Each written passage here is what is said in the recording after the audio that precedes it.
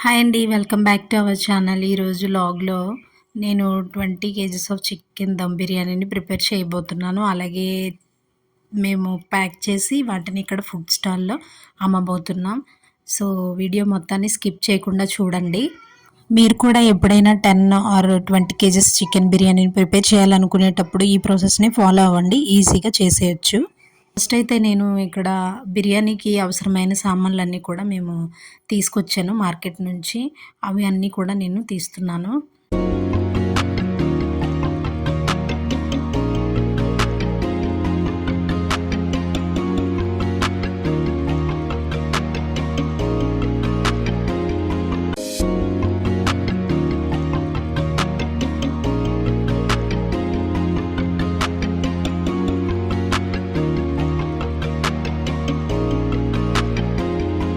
ఇప్పుడు బిర్యానీ ప్రిపేర్ చేయడానికి అవసరమైన థింగ్స్ అన్నీ కూడా రెడీగా ఉన్నాయి ఇక్కడ.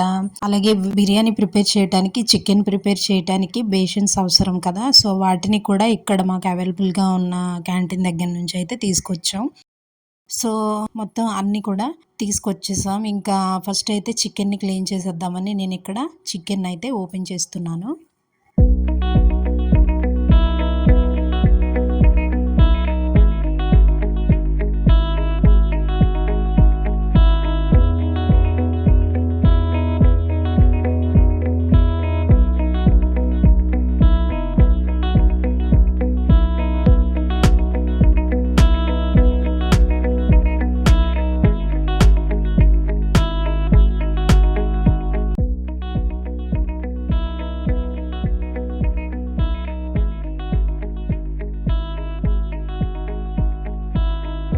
ఫస్ట్ అయితే చికెన్ని ఇలా నీట్‌గా క్లీన్ చేసుకొని వాటర్‌నంతా కూడా చికెన్ నుంచి సెపరేట్ చేసేసుకోవాలి.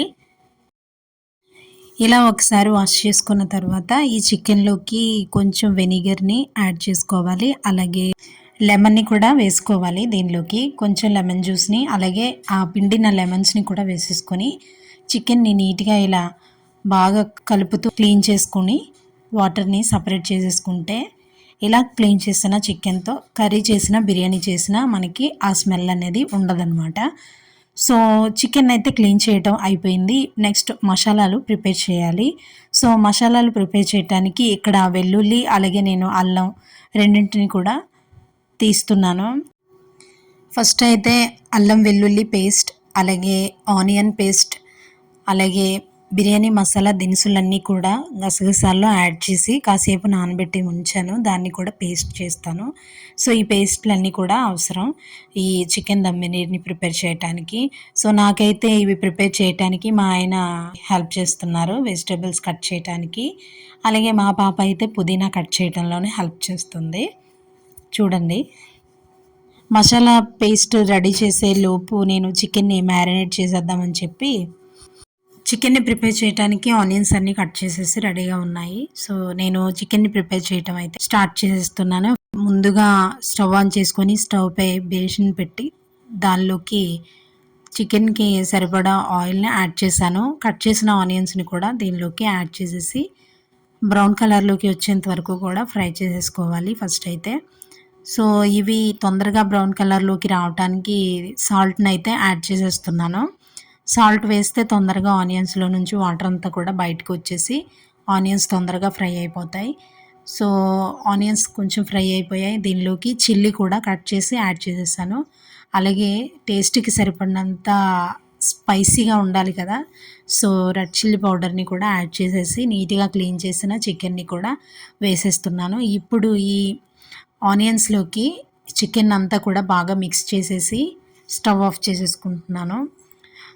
అలాగే ఈ చికెన్ని బాగా మిక్స్ చేసుకున్న తర్వాత దీనిలోకి నేను ఇప్పుడు చెప్పాను కదా ఆనియన్ పేస్ట్, అలాగే గసగసాలు, బిర్యానీ మసాలా దినుసుల పేస్ట్, అలాగే అల్లం వెల్లుల్లి పేస్ట్, ఒక ప్యాకెట్ పెరుగు, అలాగే గరం మసాలా, చికెన్ మసాలా అన్నీ కూడా యాడ్ చేసి చికెన్ని బాగా మిక్స్ చేసుకొని మ్యారినేట్ చేశాను, పక్కన పెట్టేశాను. ఇప్పుడు బిర్యానీ ప్రిపేర్ చేయటానికి వేరొక బేసిన్ పెట్టి దీనిలోకి ఆనియన్స్‌ని ఫ్రై చేసి, అలాగే ఆనియన్ పేస్ట్‌ని కూడా వేసేసాను. అల్లం వెల్లుల్లి పేస్ట్, బిర్యానీ మసాలా దినుసుల పేస్ట్ కూడా వేసేసి బాగా మిక్స్ చేసుకొని ఫ్రై చేసేసాను. ఇప్పుడు దీనిలోకి నేను తీసుకున్న రైస్ క్వాంటిటీకి డబుల్ క్వాంటిటీలో వాటర్ని యాడ్ చేసేసాను. వాటర్ యాడ్ చేసిన తర్వాత కొంచెం గరం మసాలా పౌడర్ని పైన వేసాను. అలాగే కొంచెం జీలకర్రని యాడ్ చేశాను. ఇప్పుడు దీనిలోకి రుచికి సరిపడినంత సాల్ట్ని వేసి బాగా మిక్స్ చేసుకున్న తర్వాత నేను ఇక్కడ ఈక్వల్ క్వాంటిటీలోనే వాటర్ తీసుకున్నాను కాబట్టి రైస్ 60-70% ఉడికేసరికి చికెన్ని యాడ్ చేసేస్తాను రైస్లోకి. ఇలా సన్నగా కట్ చేసిన కొత్తిమీరని కొంచెం ఎక్కువనే యాడ్ చేశాను నేను. ఫ్లేవర్ బాగుంటుంది కొత్తిమీర కొంచెం ఎక్కువ వేసుకుంటే. అలాగే కొంచెం పుదీనా వేస్తున్నాను, మరీ ఎక్కువ వేయట్లేదు. ఇప్పుడు ఫైనల్గా అన్నీ యాడ్ చేసేసినట్టే దీనిలోకి. ఇప్పుడు ఈ వాటర్ని కొంచెం టేస్ట్ చేస్తే ఇంకా సాల్ట్ పడుతుందా లేదా సరిపోయిందా అని తెలుస్తుంది. ఇంకా పడుతుంది అంటే యాడ్ చేసుకోవచ్చు. సో నేను కూడా టేస్ట్ చేశాను. సో సాల్ట్ అయితే సరిపోయింది. ఇది బాగా బాయిల్ అయిపోయింది వాటర్. దీనిలోకి బిర్యానీ రైస్ని వేసేస్తున్నాను. నేను ఇక్కడ బాస్మతి రైస్ తీసుకున్నాను. క్లీన్ చేసేసి దీన్ని పక్కన పెట్టుకున్నాను ఇలా డ్రై అయ్యేంత వరకు కూడా. సో మొత్తం వేసేసిన తర్వాత బాగా మిక్స్ చేసుకొని మధ్య మధ్యలో 2 సార్లు కలిపాను అనమాట. ఇక్కడ దీనిలో వాటర్ కొంచెమే ఉంది అనే టైంలో నేను చికెన్ని యాడ్ చేసేసి ఇలా మూత పెట్టేసుకున్నాను. సో ఫైనల్గా 5 మినిట్స్ తర్వాత ఓపెన్ చేశాను. ఇంకా రైస్ కొంచెం బాయిల్ అవ్వాలి. సో ఏం చేశానంటే పైన ఆనియన్స్ అలాగే నెయ్యిని వేసి ఇంకొక 10 మినిట్స్ మగ్గించుకుంటే చికెన్ దమ్ బిర్యానీ ఇలా రెడీ అయిపోయింది. ఇప్పుడు ఇంకా ఈ బిర్యానీని మా ఆయన ప్యాక్ చేయడానికి తీసుకువెళ్ళిపోయారు. సో ప్యాకింగ్ అయితే స్టార్ట్ చేసేసారు. ఇక్కడ మా ఆయన వాళ్ళ ఫ్రెండ్స్తో కలిపి ప్యాకింగ్స్ అయితే స్టార్ట్ చేసేసారు చేయటం. సో ప్యాకింగ్ ఎలా చేస్తున్నారని చూడండి మీరు.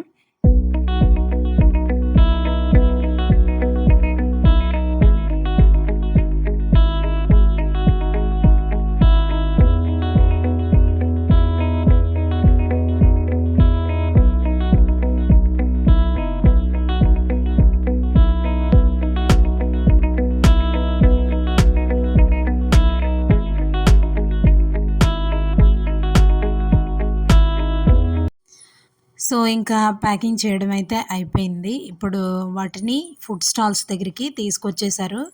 ఇంకా నేను కూడా ఇక్కడ అమ్మడం స్టార్ట్ చేసేసాను. సో మేము ఇక్కడ ఒక్క ప్యాకెట్ని 100 రూపీస్కి పెట్టామన్నమాట. సో ఆల్మోస్ట్ మొత్తం బిర్యానీ మొత్తం సేల్ అయిపోయింది. ఇంకా కొంచెమే మిగిలింది. అది కూడా ఇక్కడ షిఫ్ట్ డ్యూటీ చేసి వచ్చేవాళ్ళు కోసమని అది కూడా ఉంచాము. సో ఆల్మోస్ట్ ఇంకా బిర్యానీ అయితే ఖాళీ అయిపోయింది చూడండి మీరు. ఇంకా సో నాకైతే చాలా ఆకలేస్తుంది లేట్ అయిపోయిందని. ఇక్కడ వేరు వేరు ఫుడ్ స్టాల్స్ కూడా పెట్టారు చాలామంది రకరకాల ఐటమ్స్తో చూడండి. నేను ఇక్కడ పావు బాజీ కొనుక్కొని తింటూ నేను ఇక్కడ నా బిర్యానీని సేల్ చేశానన్నమాట. సో ఫైనల్గా ప్రాఫిట్ అయితే మేము అక్కడ ఫోన్పేకి స్కానర్ పెట్టాము. సో చాలామంది ఫోన్పే చేశారు. టోటల్గా మేము ఇన్వెస్ట్ చేసిన దానికంటే కూడా 2% ఎక్స్ట్రా వచ్చిందనమాట. సో నేనైతే హ్యాపీ. సో అంతేనండి. వీడియో నచ్చితే ఖచ్చితంగా లైక్ చేయండి, మీ ఫ్రెండ్స్తో షేర్ చేసుకోండి. ఇలాంటి వీడియోస్ కోసం మన ఛానల్ని తప్పకుండా సబ్స్క్రైబ్ చేసుకోండి. మరొక వీడియోతో మళ్ళీ కలుద్దాం. బాయ్.